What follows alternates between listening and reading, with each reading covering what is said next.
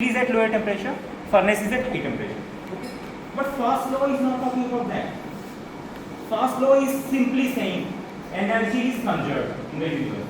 You cannot create energy, you cannot destroy energy. But energy can be transformed from one form to another form. I have given a very beautiful example, if you remember, mineral crushing of minerals. If you remember, crushing of minerals, I told you once, we obtain very big size mineral in the nature and we need to crush it into small size. In crushers or grinders. So in that case, what mechanical energy is converted into crushing and grinding, that is increasing the surface area, surface energy. That means mechanical energy have moved to surface energy. Okay? And also mechanical energy has moved to heat and sound. I told you the only efficiency is 1%. So whatever you want to crush it or grind it, most of the energy will be transformed to heat and sound. Only 1% energy will be utilized to do crushing and grinding. That is increasing the surface area. That is called surface energy. Okay? So transferring of one form of energy, mechanical to heat, to sound, to surface energy increase. So it is okay, fine. But now just imagine, can I transform the energy from the mineral to the mechanical energy? Is it possible? It is actually not possible, exactly. Or all amount of energy present in the minerals I cannot transfer to the machine again or to the motor which is rotating the machine. It's not possible now. So first law of thermodynamics is not talking about the directionality. In which direction the process will happen or in which direction heat will move. In other way. Do you got the point now? Because it is simply saying energy is conserved. If I am saying I am transferring heat to steel to furnace, it is also fine because I am conserving the energy now. I am just transferring the energy from steel to furnace now. It is possible. According to first law, it is possible.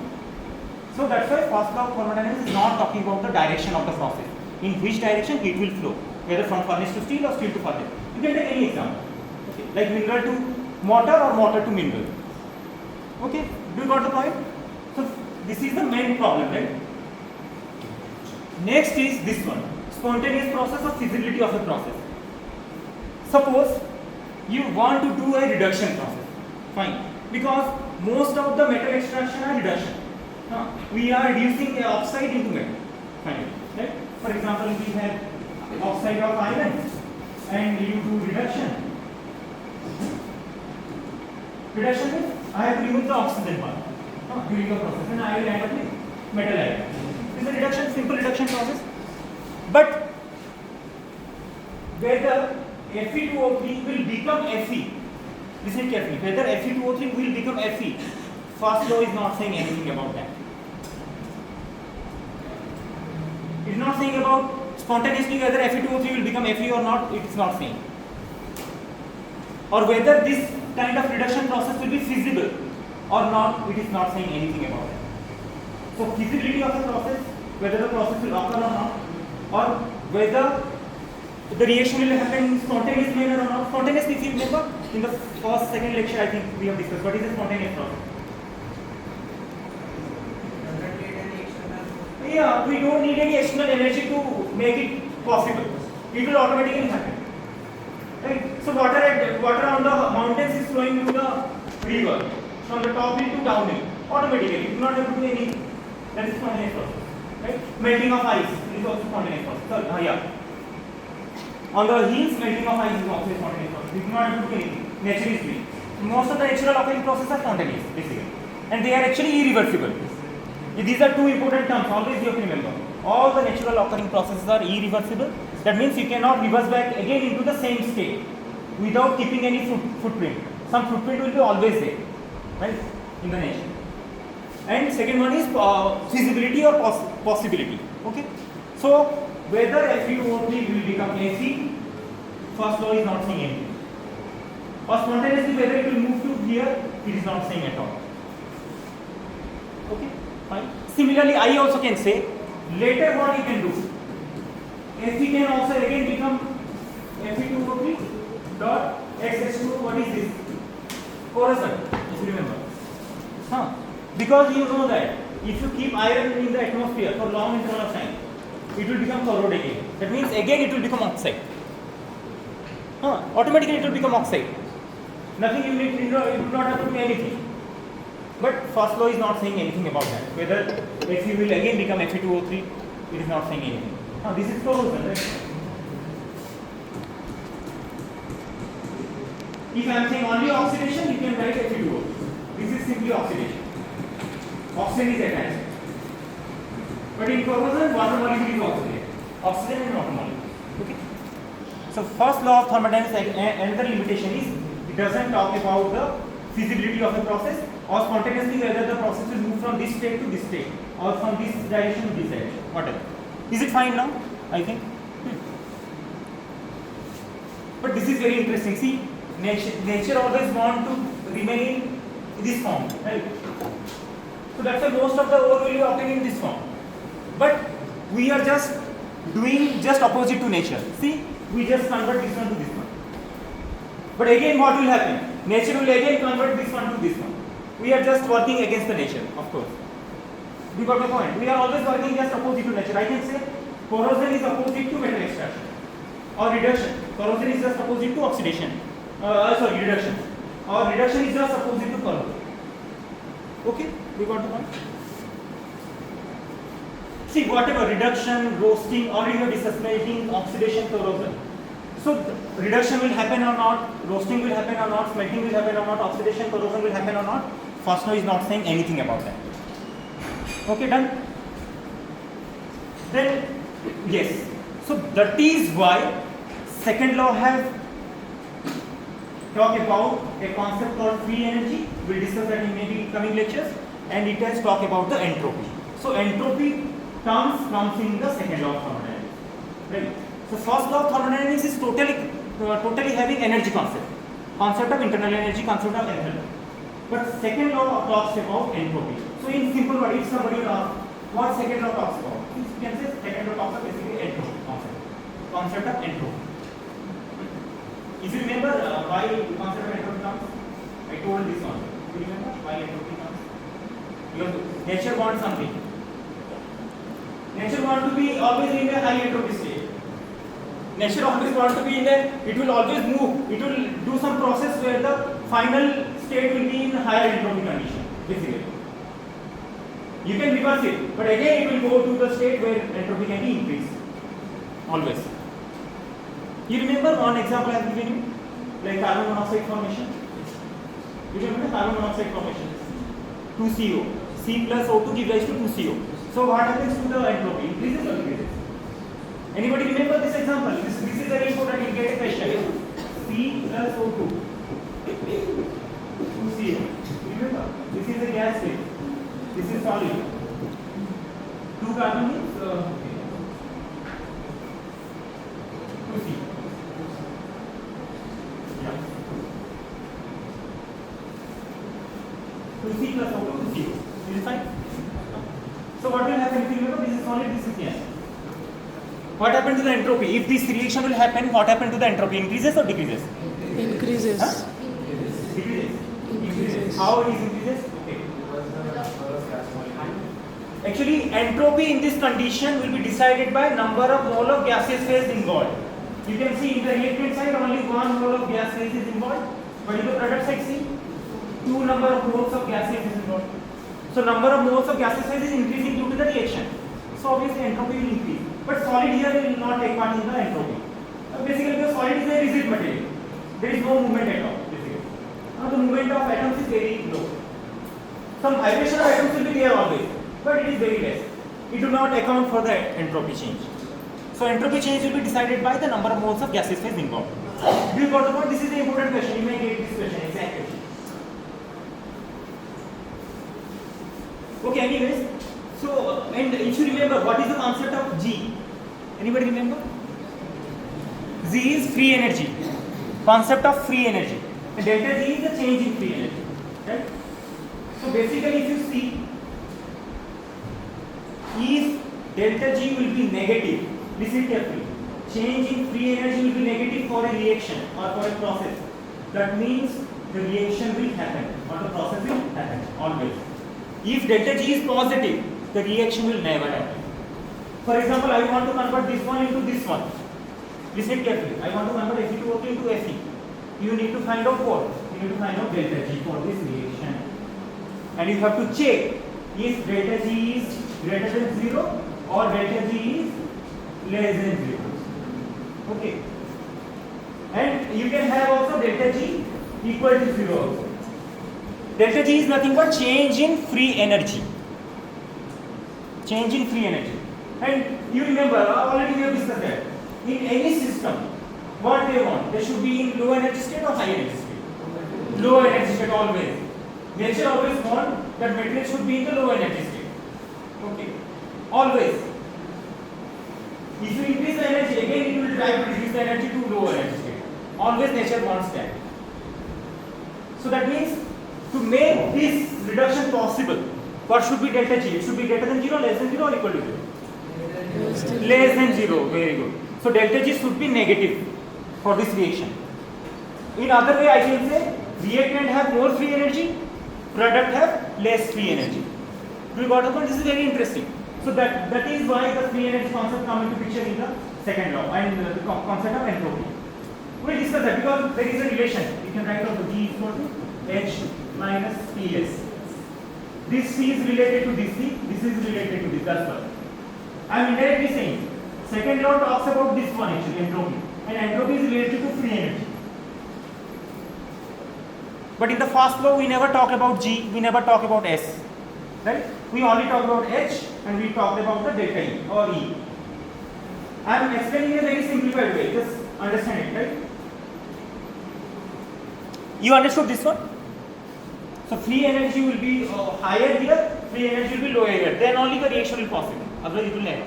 But it's just opposite. Free energy of the product is more and free energy of reactant is less. Never reaction will happen. And can you talk why this is 0 sometimes? Just you already have. I have already discussed about equilibrium concept. You remember? You will get a question from that concept of equilibrium. You remember? We have discussed that. I remember. Concept of equilibrium.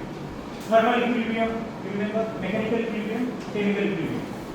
When chemical potential will be same, that is chemical equilibrium. When temperature will be same both sides, thermal equilibrium, mechanical equilibrium.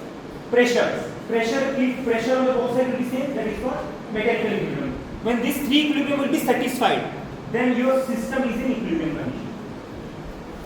You will get a question from this, I am saying many times. So equilibrium means what?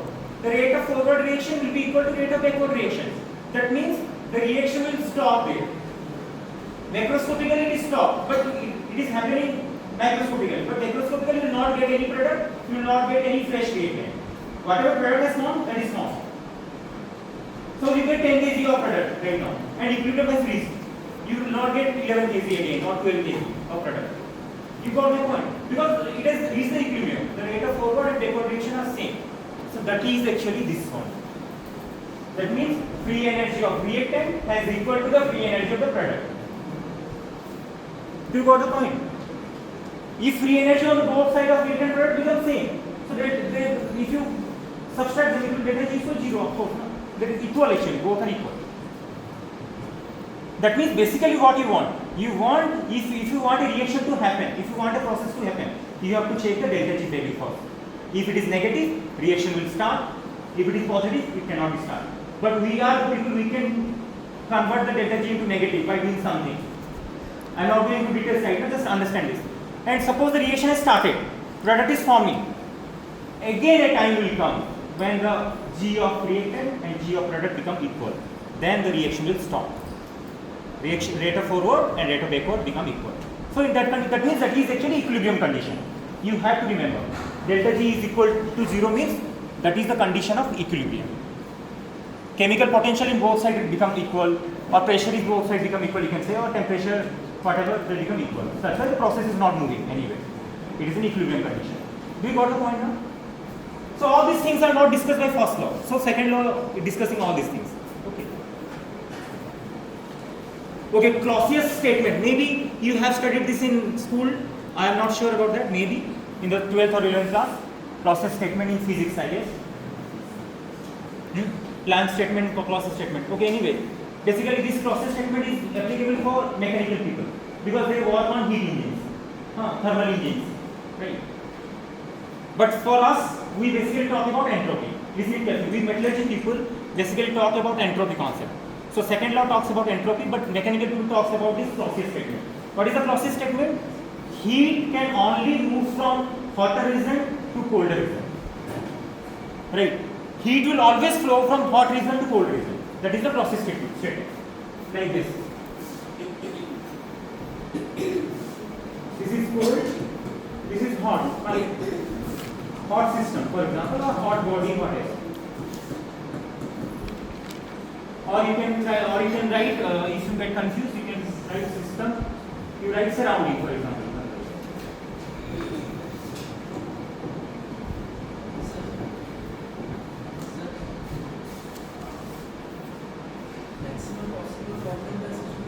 Maximum work done by system. Okay, we'll discuss that. Sorry, I skipped it. Anyway, I like to discuss it. Cold surrounding. See, system is hot, but surrounding is cold. So how heat will flow? Heat will flow in this direction. Of course, we know that. But first law is not talking about that. Second law is talking about that. So for Clausius statement is very simple.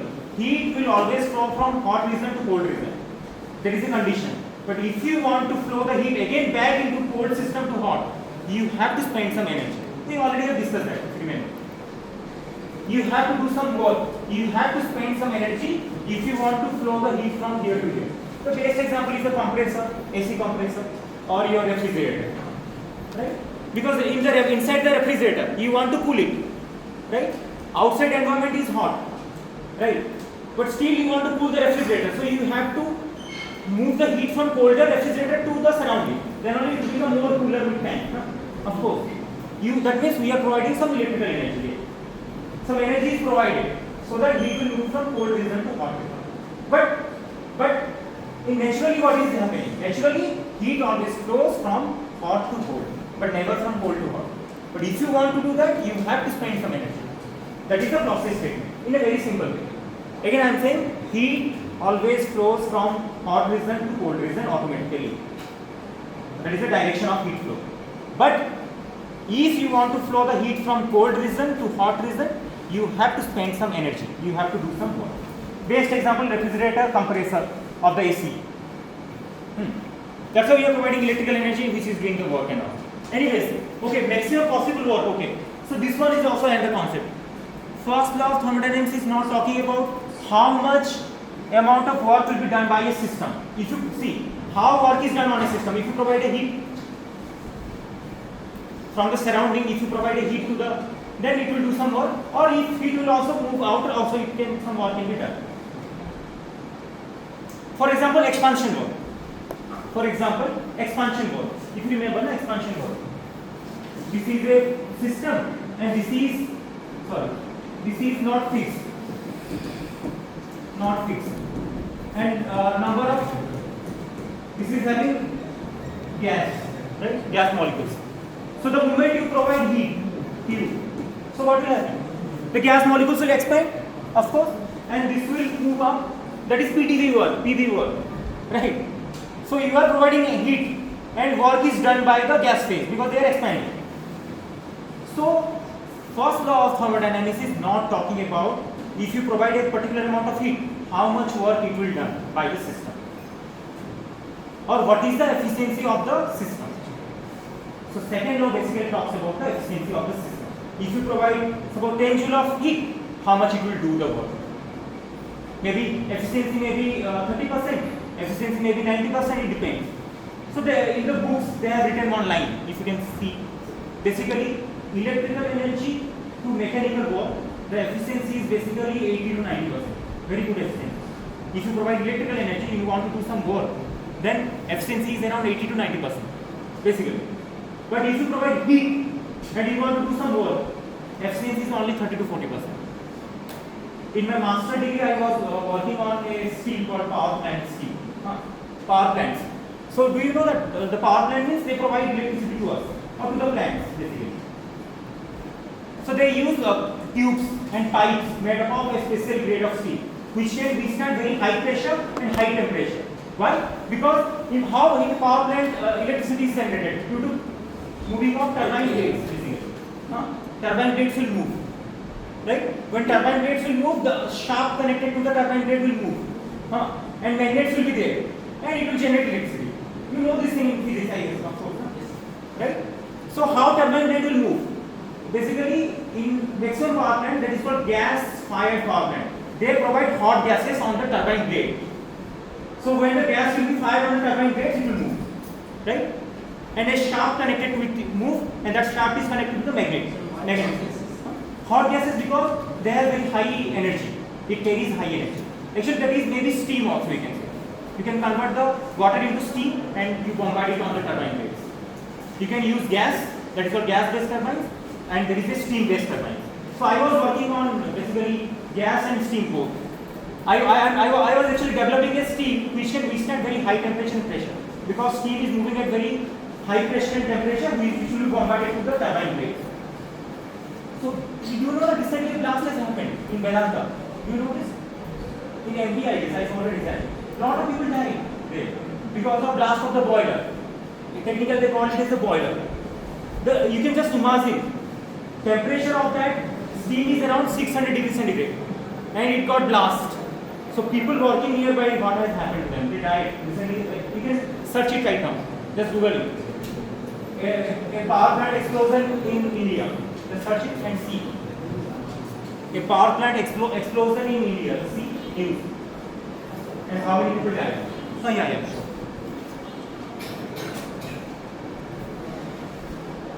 So why I am saying this? Just let me tell you in a very simple word. This power plant efficiency. Can you imagine how much efficiency of this power plant? This coal, basically this gas or this steam power plant efficiency. Can you just think of it? How much it will be? Only 30 to 40%. That means whatever heat energy you are providing to do some work, lot of heat energy is lost in the atmosphere and somewhere else. Only little amount of heat energy is converting to the electrical energy finally. So efficiency of power plant is only 30 to 40. My goal was to increase the efficiency of the power plant.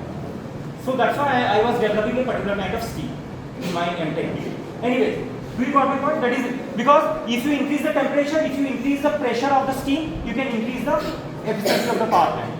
But for that, the steel can withstand high temperature and high pressure. If it will fail, explosion will occur. You will not fail. Madhya Pradesh, don't fail. Vedanta, I guess. Yes. See how many people died in that. Many workers died. Huh? Sorry? After? Okay. Actually, my point is, you want to increase the efficiency of a power plant. Right now, the efficiency of power plant is only 30 to 40%. Right? That means efficiency is less, means lot of energy is lost in the atmosphere or somewhere else. Right? Lost means you are spending cost, but you are not getting the actual result out of that. So you can increase the efficiency of the power plant. How? By increasing the temperature of the steam or the gas, whatever you are using. You can increase the pressure of the gas or pressure of the steam. More pressure, more temperature, more energy will be impacted to the turbine blade. So more energy will be produced, electricity will be produced. Right. So I was working on a steel pipeline where it can withstand more pressure and more temperature without failing. Right. Basically, mechanical people do, but we people do what? We design the steels. Right. We design the steels. So we are the people who can modify the structure. Microstructure or crystal structure. Who can design the what I can say? Design the morphology of the phases. Who can change the phases? Because we are the people who can do that.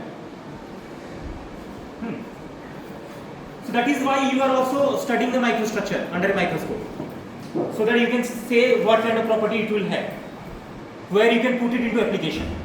You cannot put any random steel into high temperature application. It should have particular phase, it should have particular microstructure, then only you can put it at high temperature. Right? Anyways, so you got the point now. So first law of thermodynamics is not talking about the efficiency of the process or how much heat you provide, so that how much work it will do. Right? Anyways, this is done. Yeah, irreversibility. What is irreversibility? Many times you discuss some processes are reversible, some processes are irreversible. But can you explain in a simple word irreversible process again?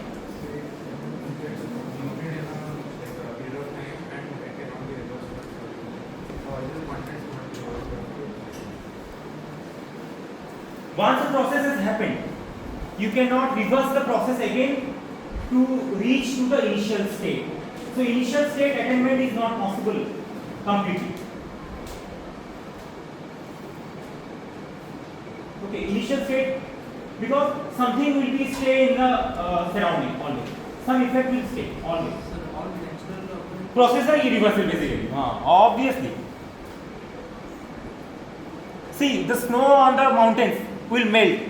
But can you, after melting, can you make it to snow? But you have to do freezing again. You have to provide some energy to freeze it. Yes. But naturally, maybe again, when temperature will go down, again snow will form. Automatically, nature is doing that. The condition is changing, pressure and temperature is changing. That's why. Anyway, okay, this is done. Okay, can you remember the second law of thermodynamics on the basis of spontaneous process and irreversible process? You check your notebook right now. What is the definition of second law of thermodynamics on the basis of spontaneous process, natural occurring process and irreversible process? And you will end up with this one. Delta S total will be, just take.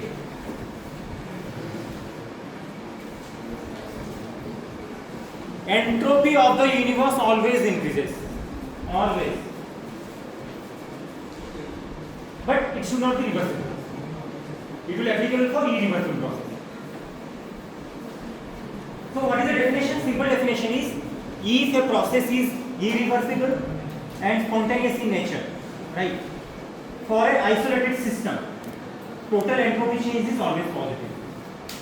So total entropy change is always positive for a irreversible spontaneous process, and it should be isolated one completely.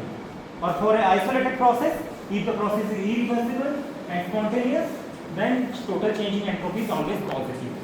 That means entropy always increases.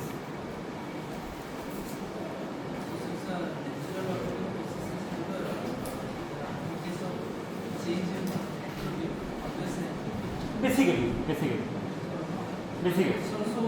But the condition is, if temperature is changed, the state is changing now. The state should not change. Once, isolated, yes. That is why we put a boundary completely. And isolated system, you remember, there will be no exchange of mass, there should not be no exchange of heat. Then only. Otherwise, if it is not isolated, we cannot say also. And it should be reversible also. Once it is irreversible, then you cannot say. Already I have written, you can see, delta S universe is greater than 0. Delta S universe is equal to 0 at equilibrium. Like delta G is equal to 0 at equilibrium, delta S also equal to 0 kind of at equilibrium, you can say. Yeah, this is a very good example. Let's see. Example of oxidation of liquid steel spontaneously. So you have liquid steel Fe, liquid form. It will simply react with oxygen to form HCO, for example. I am not balancing it right now, anyways, let's see. If I put 2, you can have it. Anyways, I am writing at high temperature. High temperature, around suppose 15-50 degrees centigrade. So liquid steel is there, but it will react with oxygen to form FeO. Spontaneously it will happen at high temperature. You do not have to do anything. Just liquid steel means obviously it will be around 1500 degrees centigrade or 1400. Okay, we'll discuss this one in coming lecture. This one.